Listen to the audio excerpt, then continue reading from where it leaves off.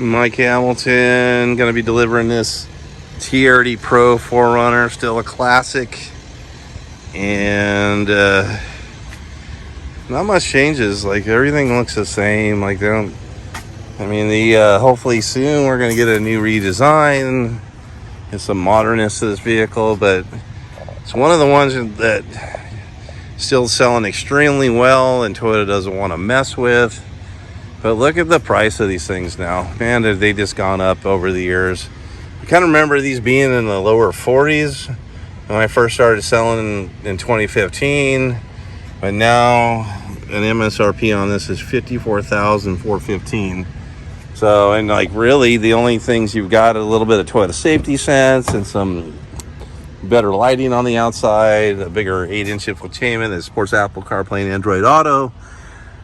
But outside of that, this is exactly the same vehicle it's been since I've started here, since 2010. It's one of the longest running productions with an old 4.0 gas guzzling big V6 in it.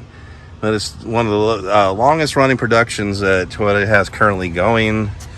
And they haven't touched this one now that they did the Sequoia and the Tundra, which were older.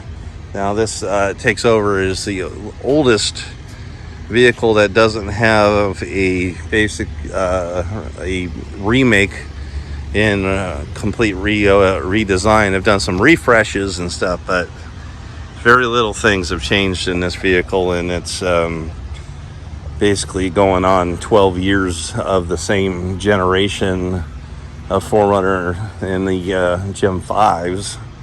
But we're looking at probably maybe this time or later, a little bit later next year. We'll probably know what it looks like by this time next year, but going into the 2024 model year, I think we're going to see a new 4Runner come out. I hope they don't mess it up.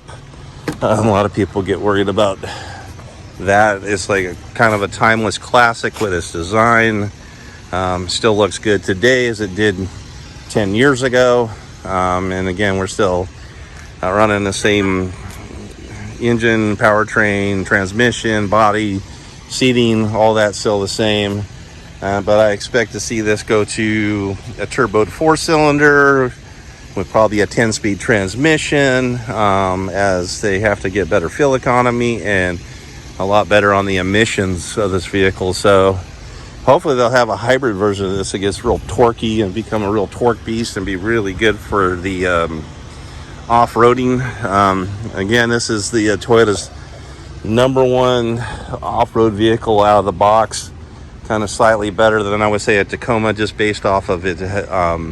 It's got a little bit shorter wheelbase, but that is a good vehicle to do some decent off-roading right out of the box without any mods. You got crawl controls and diff lockers, but again, have a little more power, a little more range in your transmission instead of a 5-speed.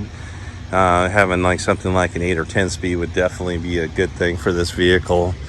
So I will be delivering this thing later today to basically a friend and customer of mine for his wife. Anyways, so there you go. Just want to do a little quick walk around. Just don't get to see these. We don't get to see anything very much anymore. I can show you a Corolla like hardly anymore, but just get looking at this vehicle, and still a great classic and a vehicle that holds incredible resale value. You could hold on to this vehicle and see almost all your money back on it after 5 years. Well, thank you again for watching. We'll see you next time.